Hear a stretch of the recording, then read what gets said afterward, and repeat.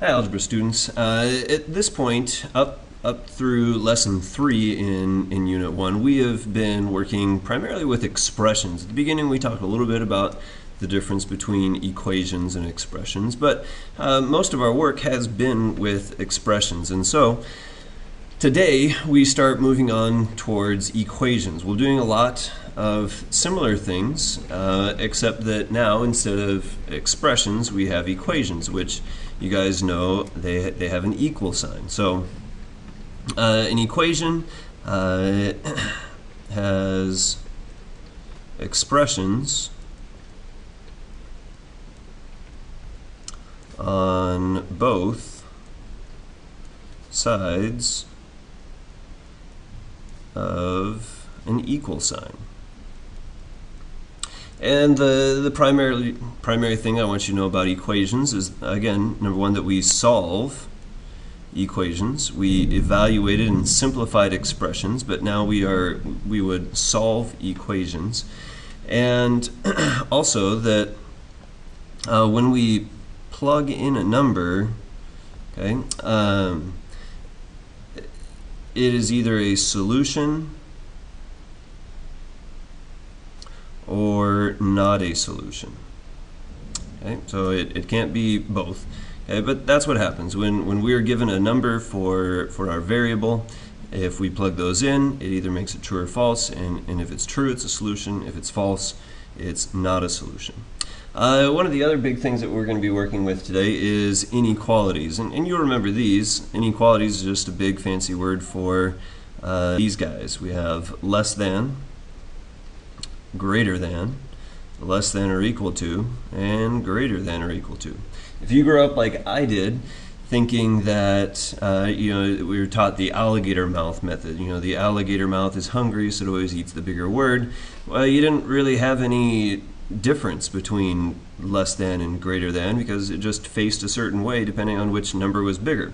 Okay, but this is what we call less than because it is implied kind of like we're going from left to right.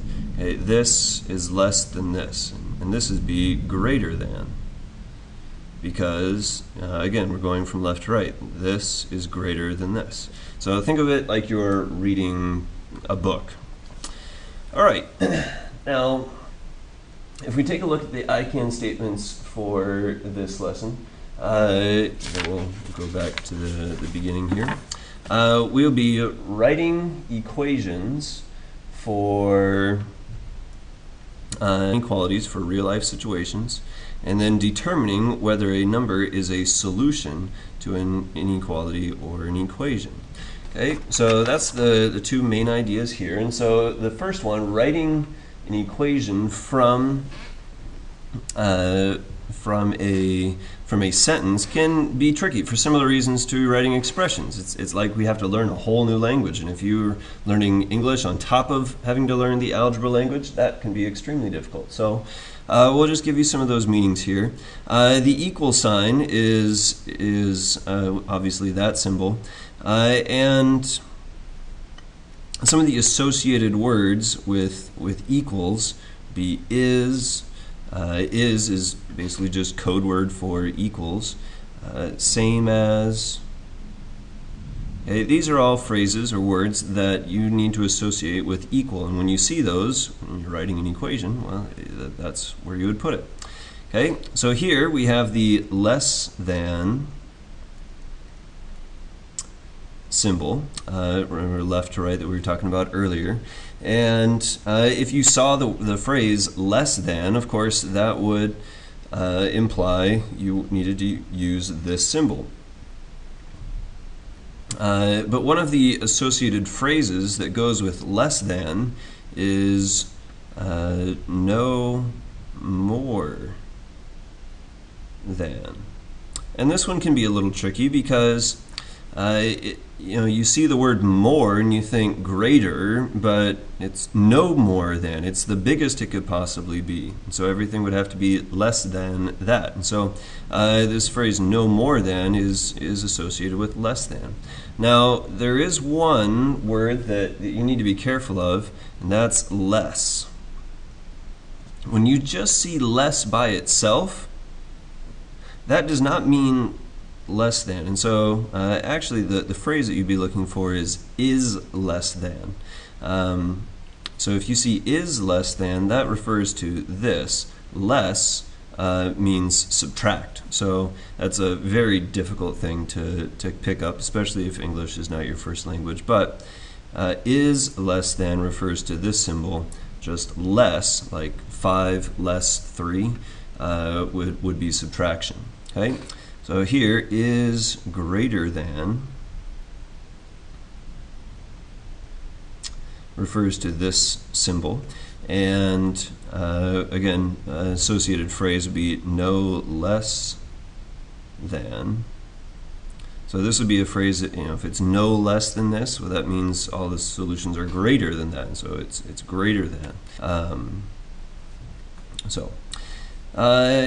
One other quick note here, that when you are combining inequalities, so say we had x is less than 5, but x is also greater than 1. Well, I wouldn't actually write it like this with two separate things.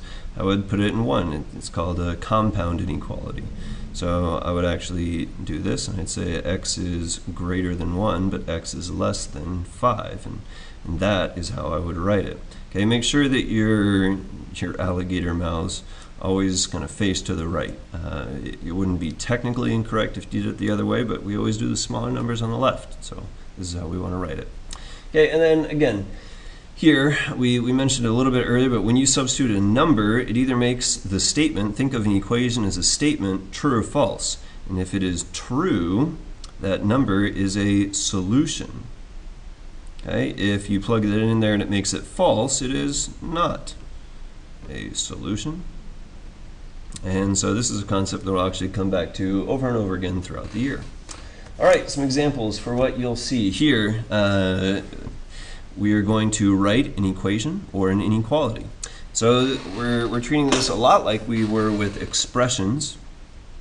We're just decoding all the things here. So we see the sum, which means add, of twice a number. So twice a number would be 2x. Twice a number r, so I guess it would be 2r, and 3. So I want, first of all, the sum of twice a number r and 3 is, remember that meant equals, 11. Okay, so twice a number r, so 2 times r, the sum, so I want to add twice a number and 3. So here's the sum of twice a number r and 3 is means equals 11. Now some of you, I'm sure, know how to solve these. That's okay. You're not being asked to solve them now, so don't worry about it. This is your final answer for this I can statement. Okay, B, the quotient, remember quotient means divide, of a number n and 2. Okay, so I'm thinking of this right here.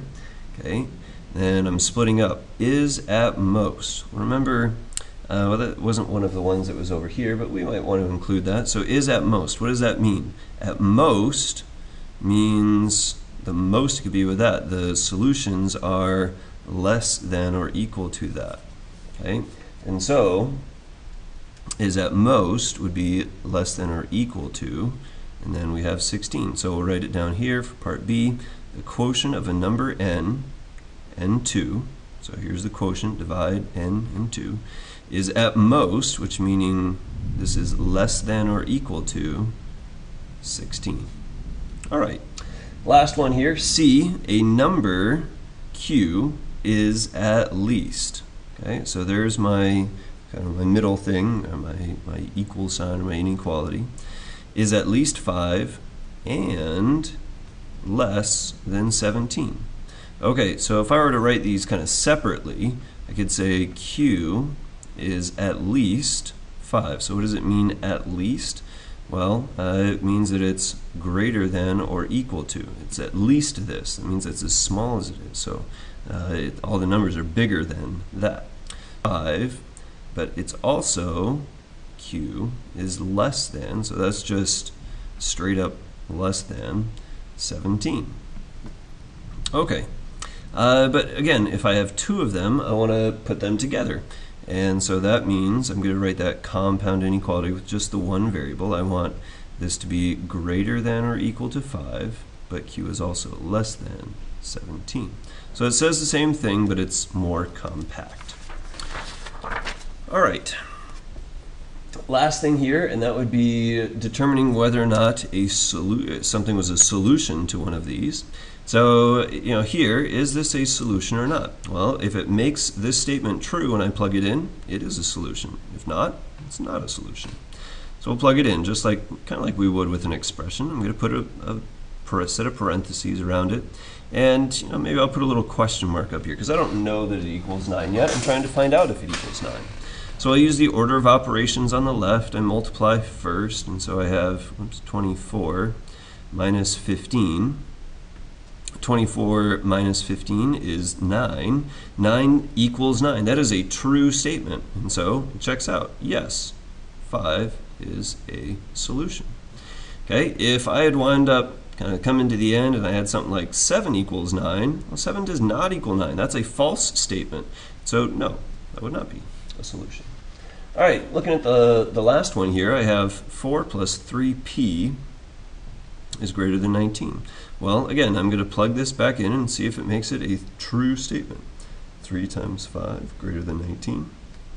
3 times 5 is 15, so 4 plus 15 greater than 19.